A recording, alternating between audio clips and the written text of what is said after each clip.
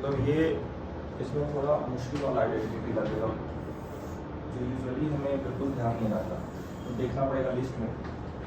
एक आइडेंटिटी है, आइडेंटिटी नहीं लगाएंगे तो भी प्रॉब्लम सॉल्व होगा, पर डेफिनेटली नहीं जाएगा। तो उसमें वही होगा कि पहले आइडेंटिटी को प्रूफ करें और फिर ये करें। -3 इंटू z प्लस 1/z, है ना, ये प्रॉपर्टी है। ये पता है आपको पहले से? Oh very good.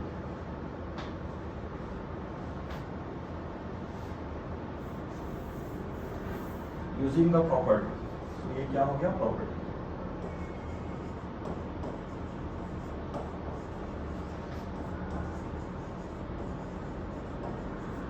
अभी तो हो ही जाएगा ना।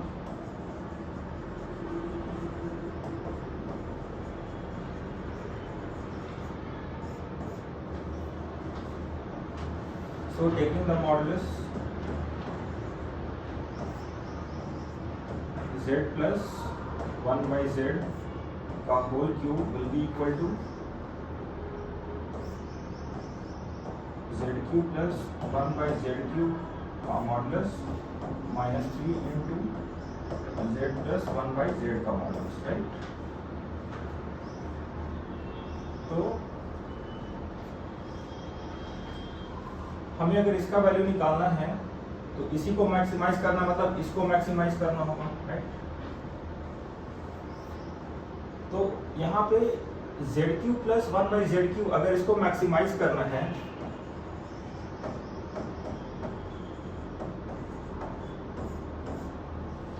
अगर ये वाला वैल्यू को मैक्सिमाइज करना है तो क्या करेंगे? इसका ZQ प्लस 1/ZQ का वैल्यू दिया हुआ है 2, मैक्सिमम वैल्यू, तो इसका मैक्सिमम वैल्यू क्या होगा? तो ऐसा लिख सकते हैं क्या? z plus 1/z is equal to, इसको सपोज मान लेते हैं p, क्या मान लेते हैं? p, इस वैल्यू को क्या मान लेंगे? p, है ना। तो क्या लिख सकते हैं? p का cube will be less than equal to, इसका मैक्सिमम वैल्यू दिया हुआ है, यहाँ पे आप ध्यान से देखिए कि इसका मैक्सिमम वैल्यू कितना दिया हुआ है? 2, कितना दिया हुआ है? 2। तो ये हो जाएगा 2 माइनस 3p, राइट। तो सिंप्लीफाई करते जाएंगे, p क्यूब -2 प्लस 3p, दोनों तरफ -2 कर दीजिए और दोनों तरफ 3p ऐड कर दीजिए, तो ये हो जाएगा लेस देन इक्वल टू 0। इसका फैक्टराइजेशन कर पाएंगे क्या?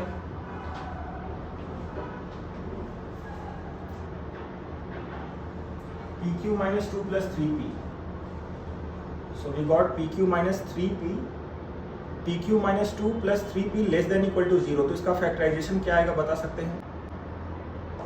Plus p into p square -4 less than equal to 0।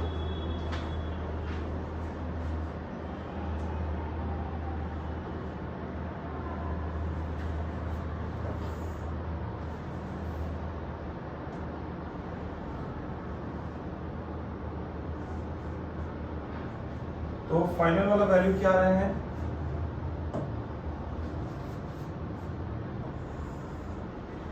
या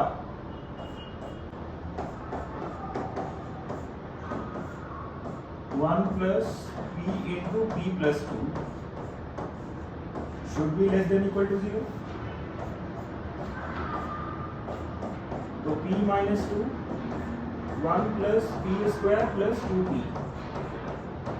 should be less than equal to 0। ये जो वैल्यू आ गया है, ये क्या लिख सकते हैं इसको? p minus 2 into p plus 1 का whole square should be less than equal to 0, है ना। तो इससे दो बातें पता चल रही है यहाँ पे, p is less than equal to 2 और p is less than equal to -1,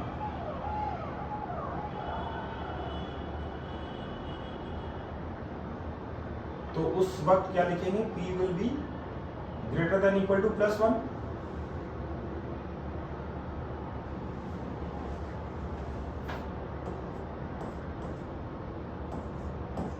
मतलब P कहां से कहां तक बिलोंग कर रहा है, ग्रेटर देन इक्वल टू 1 और लेस देन इक्वल टू 2।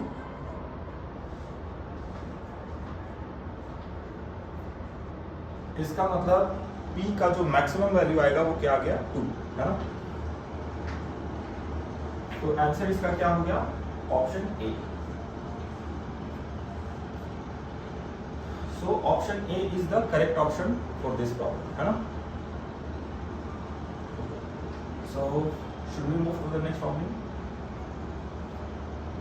ये मेन प्रॉपर्टी था ना इसमें, इसके अलावा तो इसमें कुछ खास नहीं था वैसे देखा जाए तो। Property was important but yes, थोड़ा फैक्टराइजेशन, थोड़ा property. So let's try the next problem. शायद मैंने भेजा रहेगा प्रॉब्लम नंबर, देखिए कुछ 11 जैसा था उसमें। हाँ ठीक है, तो इसको ले लें।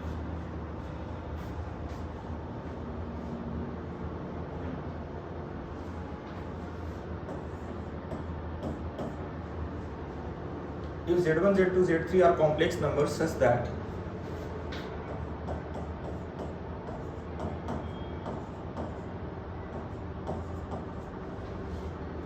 Z1, Z2, Z3 are complex numbers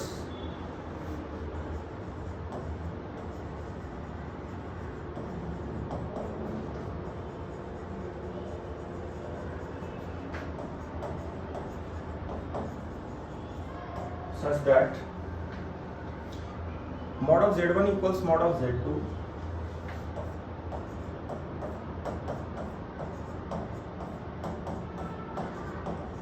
mod of Z3 and that is also equal to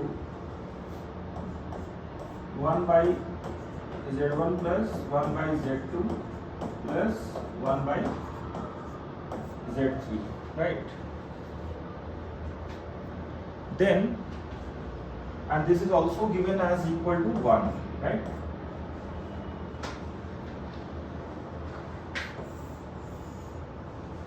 इस प्रॉब्लम में दिया हुआ है mod of Z1 is equal to mod of Z2 equals mod of Z3 equals mod of 1 by Z1 plus 1 by Z2 plus 1 by Z3 is equal to 1. Then we have to find out the value of modulus Z1 plus Z2 plus Z3.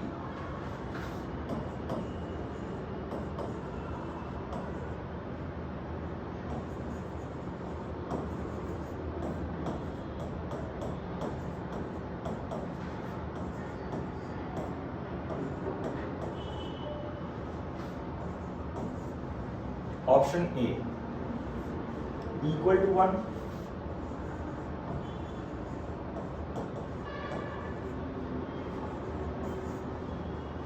option B less than 1,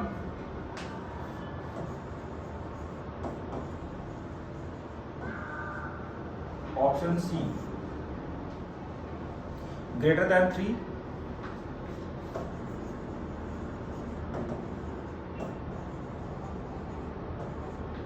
option D equal to 3,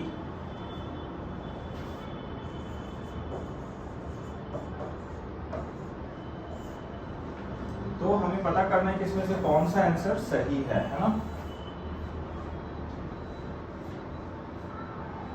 तो problem में जो दिया हुआ है वो थोड़ा सा मैं हाईलाइट कर देता हूं।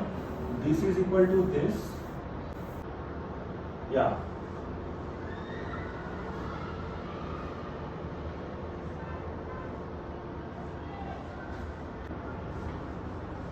सो इसको ट्राई कर सकते हैं।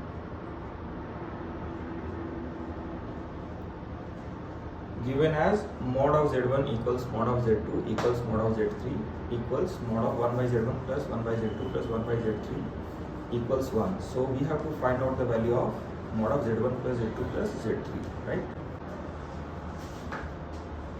देखिए ध्यान से, इसमें दिया हुआ है तीनों का वैल्यू 1 है ना। तो जब mod Z1 1 है तो उसका mod Z का स्क्वायर भी 1 होगा, राइट? अच्छा, ये भी दिया हुआ है कि 1 by Z1 Z1 ठीक है, आई थिंक आज का देखा जाए तो आज का इजी वाला सम यही रहेगा actually.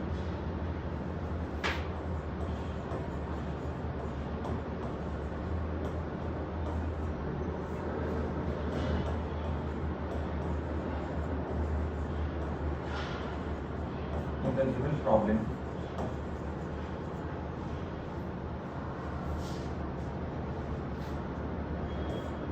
one by z1 plus 1 by z2 plus 1 by z3 is given as 1.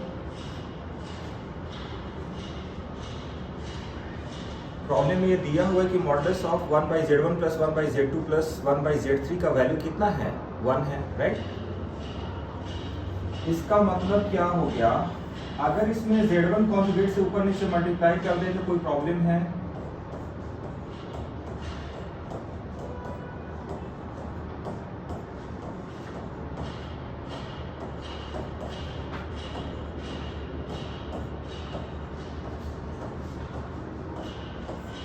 तो ये भी 1 होगा, है ना। तो ये क्या हो जाएगा, z1 conjugate upon mod of z1 square plus z2 conjugate upon mod of z2 square plus z3 conjugate upon mod of z3 square must be equal to 1। But ये भी दिया हुआ mod of z1 is equal to mod of z2 equal to 1। इसका मतलब क्या है,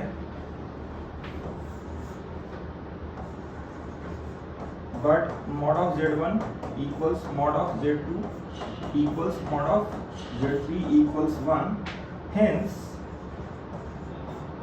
mod of z1 square equals mod of z2 square equals mod of z3 square must be equal to 1। mod of z1 square, mod of z2 square और mod of z3 square भी 1 दिया हुआ है, तो उसका वैल्यू यहाँ पे 1 put कर देंगे। कौन से वाले इक्वेशन में, ये जो लास्ट वाला आ गया है इसमें, है ना। तो फाइनली क्या मिलेगा,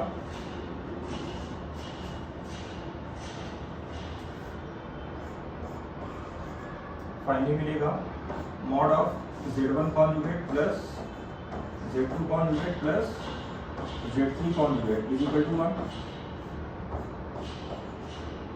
hence z1 plus z2 plus z3 का whole conjugate is equal to 1।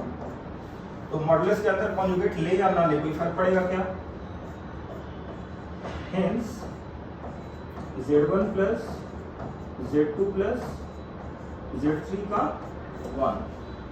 Modulus के अंदर कॉन्जुगेट ले या ना ले कोई फर्क नहीं पड़ेगा, क्योंकि modulus of z conjugate is equal to modulus of z, right.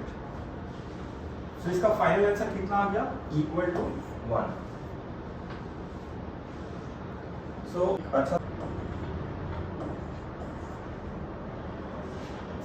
25 and 19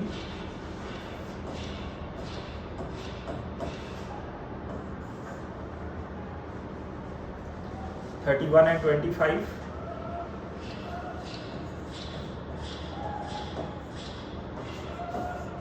option D 31 and 29।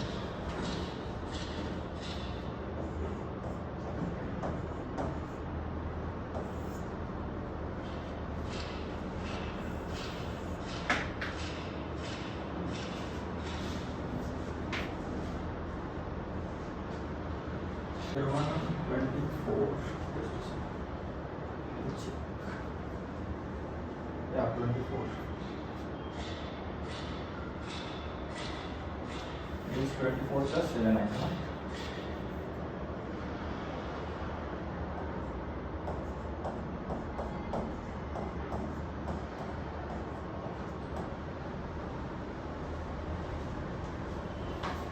Geometrical approaches को कैसे बना सकते हैं, मतलब ज़्यादा बड़ा नहीं जाएगा, 2-3 स्टेप जा सकता है ना। ये भी 2 ही स्टेप में आ जाएगा, 2-3 स्टेप में। सिंप्लीफिकेशन में थोड़ा टाइम जा सकता है। तो वैसे सॉल्यूशन आपका काफ़ी अच्छा है। इसको देखिए ध्यान से, यहाँ पे इन द गिवन प्रॉब्लम ये दिया हुआ है mod of z2 is equal to 6। तो मॉड ऑफ z2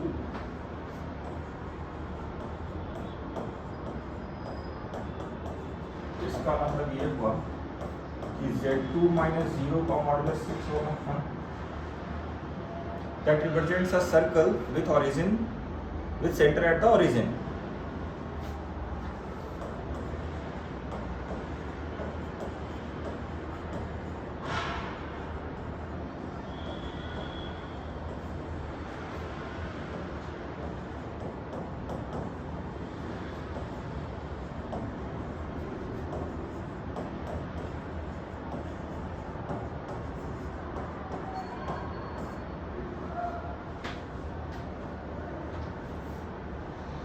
ये एक सर्कल को रिप्रेजेंट कर रहा है जिसका कि सेंटर कहाँ पे होगा, ओरिजिन पे होगा, है ना। अब देखिए ध्यान से, इसमें हम लोग एक सर्कल ले लेते हैं।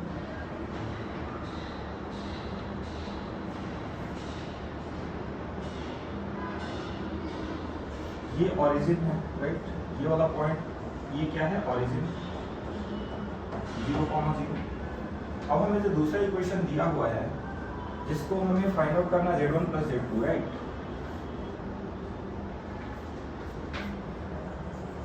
Also mod of Z1 plus Z2 can be written as Z2 minus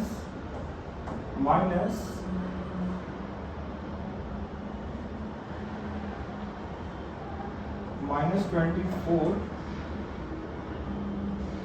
-7i, ऐसा लिख सकते हैं क्या? क्योंकि इसको लिख सकते हैं Z1 माइनस Z2, करेक्ट। इसका मतलब क्या हो गया,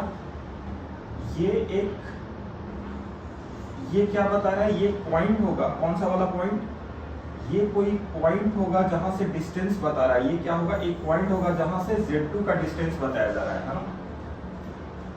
तो वो पॉइंट सपोज P कहीं ना कहीं होगा, तो सपोज वो पॉइंट मान लेते हैं P। वो पॉइंट क्या होगा, -24 -7 है ना।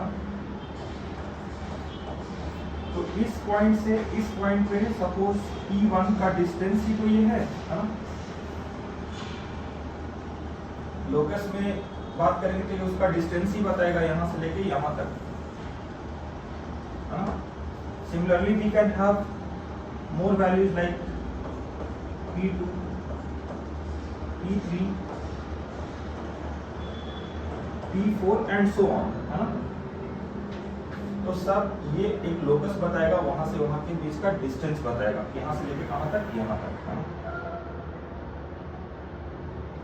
तो ये जो कॉम्प्लेक्स नंबर है, ये डिस्टेंस की बात जब करेंगे तो ये डिस्टेंस मैक्सिमम कब होगा, जब वो पॉइंट एग्जैक्टली इसके अपोजिट होगा, P4 पे होगा, यहाँ पे P5 पे होगा। और मिनिमम कब होगा, जब वो पॉइंट यहाँ पे सपोज P0 पे होगा, है ना। तो इसी को हमें मैक्सिमाइज और मिनिमाइज करना है। तो ये एक डिस्टेंस बता रहा है जिसका मैक्सिमम और मिनिमम वैल्यू हमें निकालना है ना। तो Z1 प्लस Z2 का हमें मैक्सिमम वैल्यू निकाल के बता देना है। तो Z2 को देखिए ध्यान से, फालतू में झंझट क्यों ले, इसका मैक्सिमम वैल्यू जो होगा वो होगा OP प्लस R, राइट। सो जो जिसका मैक्सिमाइज करना है उसको हम लोग कुछ एज्यूम कर लेते हैं ना। जिसको मैक्सिमाइज करना है उसको एज्यूम कर लेंगे।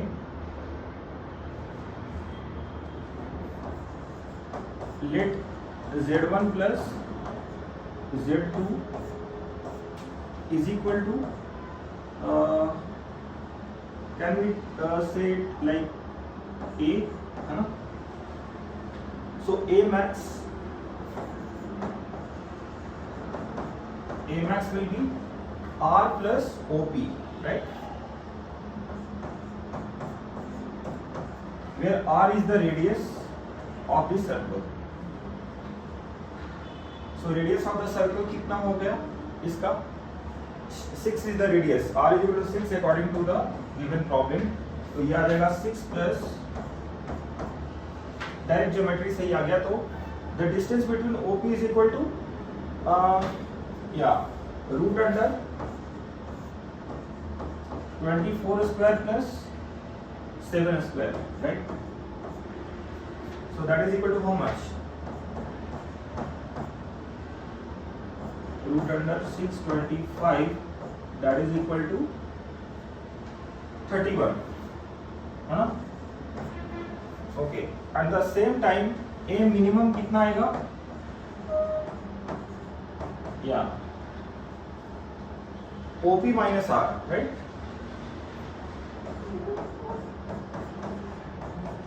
625 का root -6 that is equal to how much, 19, right.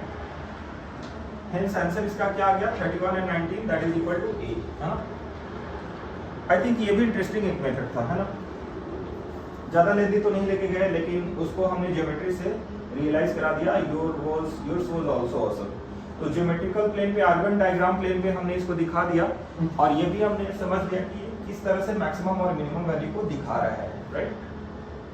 तो इस तरह से हमारे पास इसके दो सॉल्यूशन होंगे। तो should we move to the next problem,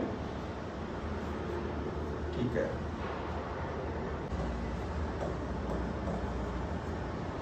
With the solutions of equation and let omega be a complex number such that modulus omega equals root 2 and alpha beta be the solutions of the equation z square plus I omega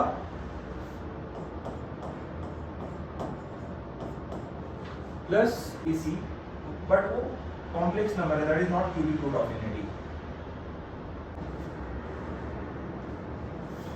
ये problem मैं एक बार explain कर देता हूँ। Modulus of omega क्या दिया हुआ है, रूट 2, और अल्फा बीटा किसका दिया हुआ है, रूट्स। अल्फा बीटा क्या किया, कुछ प्रोसीजर बताएंगे, आंसर आना ना आना मैटर नहीं करता है।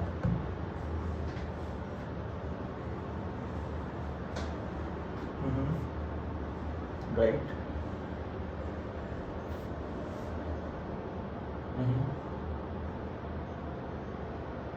right, okay,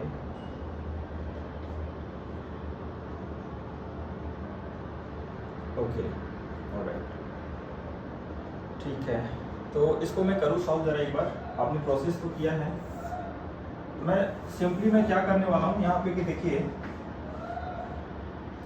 यहाँ पे हमारे पास 2 है ना।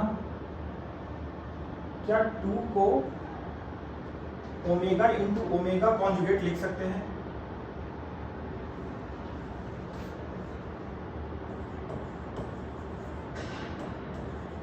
और फैक्टराइज करते हैं, है ना। तो Z square plus I omega plus I omega conjugate into Z minus 2i is 0। आई सिर्फ आई है ना, आई स्क्वायर नहीं है वो।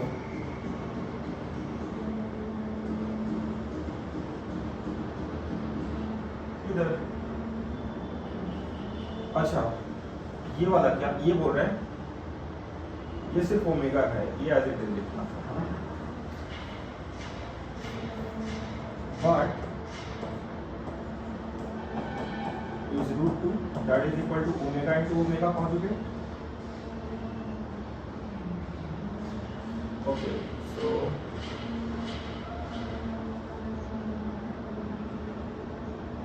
yeah, mod of omega square,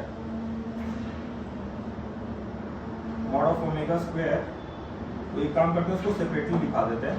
मतलब ऐसा इसको है तो ऐसे लिखेंगे आप, square is equal to 2 that is equal to omega into omega conjugate, है ना।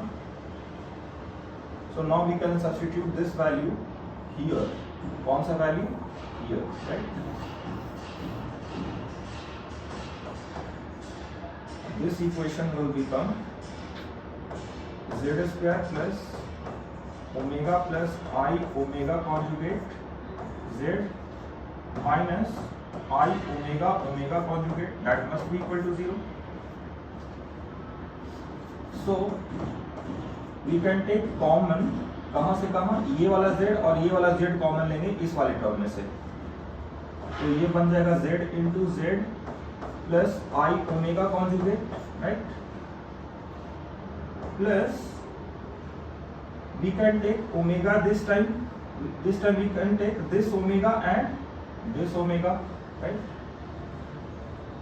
So omega into 1 minus I omega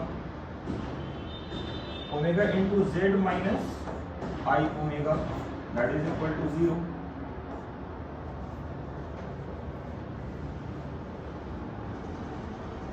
Right?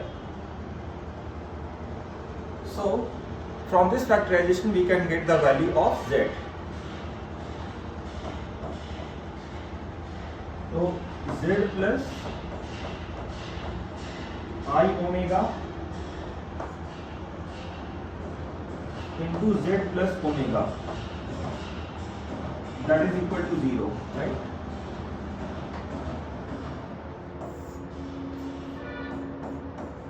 Hence z equals minus I omega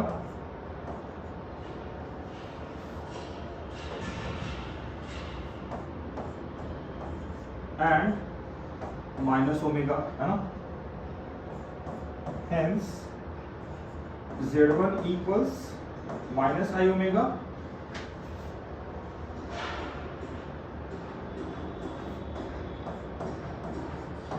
and z2 equals minus omega. These are the two roots. So this we can say alpha, this we can say beta, right?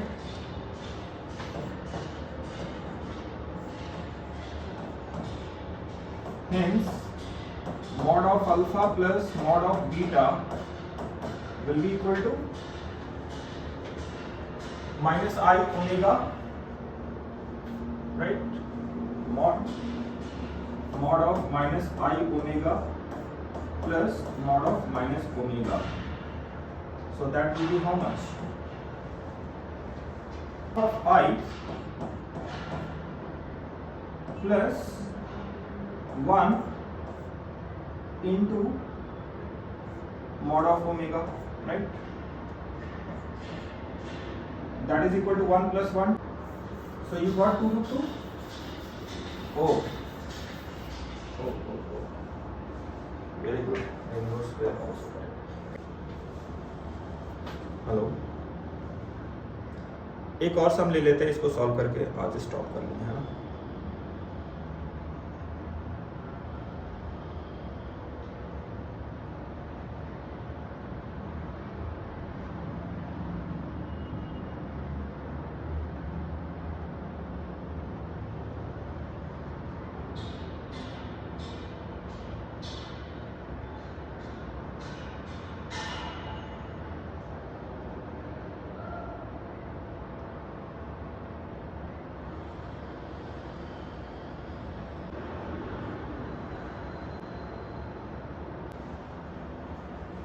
If modulus of z minus 25i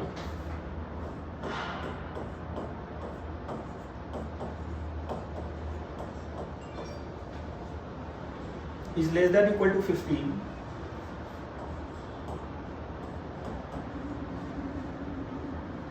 then maximum argument z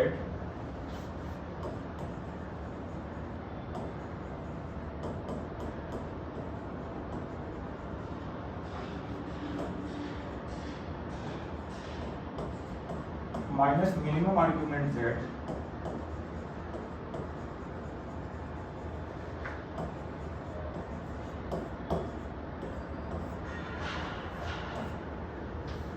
magnitude equals to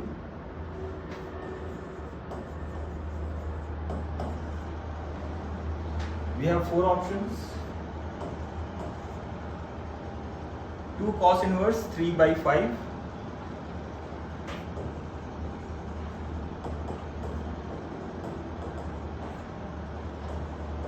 option B 2 cos inverse 4 by 5,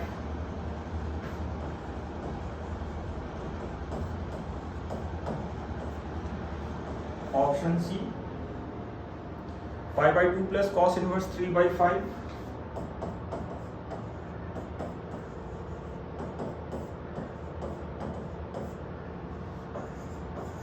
option D sin inverse 3 by 5 minus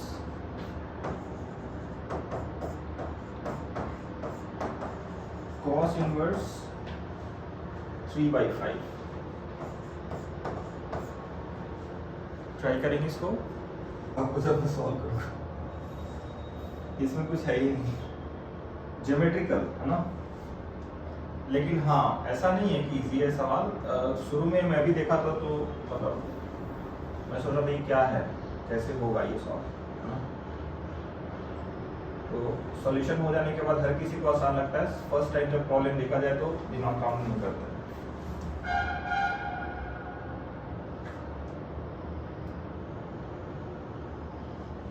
अब देखिए ध्यान से कि मैं एक axis ले रहा हूं यहाँ पे, समथिंग लाइक दिस, ओके। ये जो इक्वेशन दिया हुआ वो डेफिनेटली एक सर्कल को रिप्रेजेंट कर रहा है, ये वाला, जिसका सेंटर है 25i, और वो बता रहा है कि जितने भी पॉइंट्स होंगे या तो सर्कल पे होंगे, बाउंड्री लाइन पे, नहीं तो उसके अंदर होंगे, है ना। तो मैक्सिमम आर्ग्यूमेंट z, मतलब z जो होगा वो या तो इनसाइड होगा नहीं तो आउटसाइड होगा, राइट। तो z का मैक्सिमाइज आर्ग्यूमेंट करने के लिए क्या करेंगे, यहां से हम लोग एक्सिस बना लेंगे, ये हो जाएगा x एक्सिस,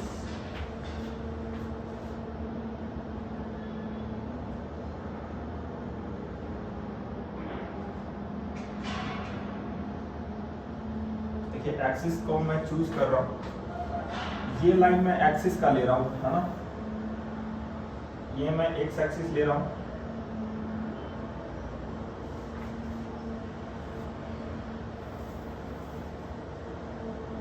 और एक आएगा y एक्सिस। y एक्सिस नीचे वाले को समझ लीजिए, y एक्सिस है। तो अब जो उसका मैक्सिमम आर्ग्यूमेंट जो होगा, आप ध्यान से देखिए, कोई ना कोई ऐसा पॉइंट जो इस पे एग्जिस्ट करेगा, यही तो मैक्सिमम आर्ग्यूमेंट बताएगा इसका, राइट। और मिनिमम आर्ग्यूमेंट कौन बताएगा, यहां से लेके इधर वाला पार्ट, राइट। अब समझिए बात को कि मैक्सिमम आर्ग्यूमेंट और मिनिमम आर्ग्यूमेंट, सर्कल के अंदर वाला पार्ट अगर कोई z ले लेंगे तो वो तो ना तो मैक्सिमम बताएगा ना मिनिमम बताएगा।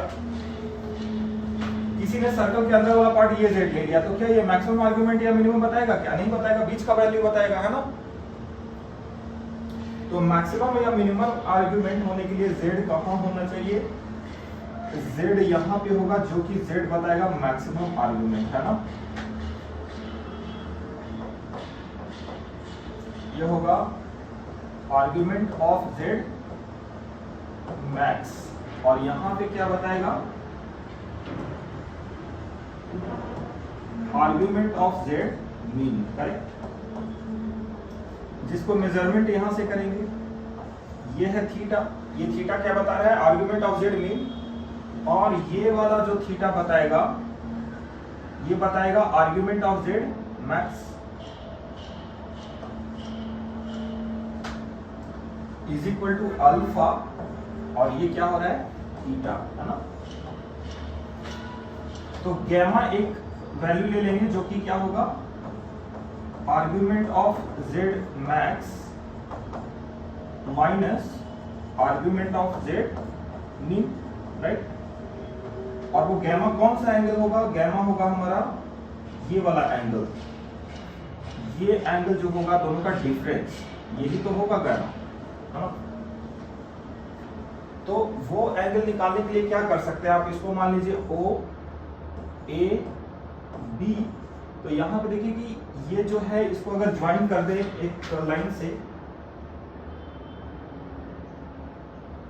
लाइक इसको अगर हमने ज्वाइन कर दिया, कहां से, इस सेंटर से अगर इसको ज्वाइन कर दे लाइक दिस, हाँ, सेंटर से अगर इसको ज्वाइन कर दें, तो आप ध्यान से देखिए कि ये वाला एंगल 90 डिग्री बनाएगा, ये वाला एंगल कितना बनाएगा, 90 डिग्री।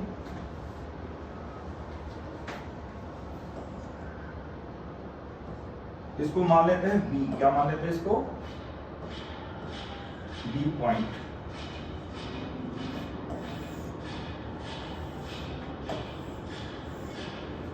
इन राइट एंगल ट्रायंगल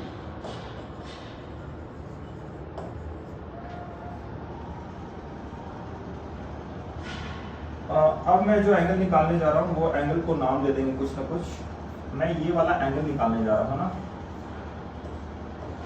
इसको मैं बीटा बहुत ज्यादा एंगल कर करके कंफ्यूजन हो जाएगा, इसलिए सिर्फ मैं ये वाला एंगल बोल रहा हूं, है ना। एंगल क्या लिखेंगे उसको, AOB, क्या लिखेंगे, AOB इज इक्वल टू क्या होगा, कॉस ऑफ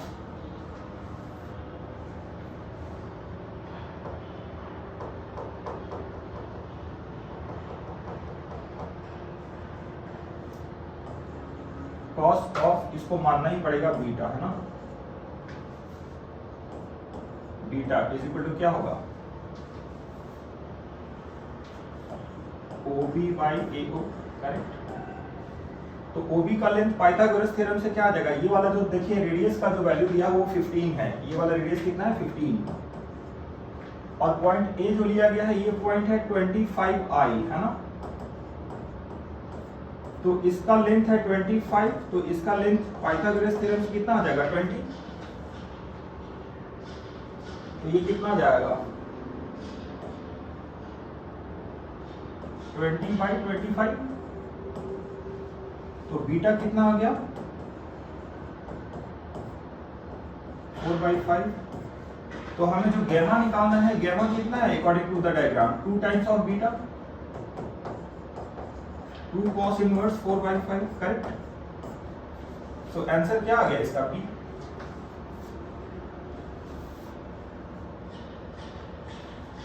तो ये प्रॉब्लम उतना भी डिफिकल्ट नहीं था, ज्योमेट्री से हम देख सकते हैं कि ये प्रॉब्लम बहुत ही ज्यादा सिंप्लीफाइड हो गया, है ना।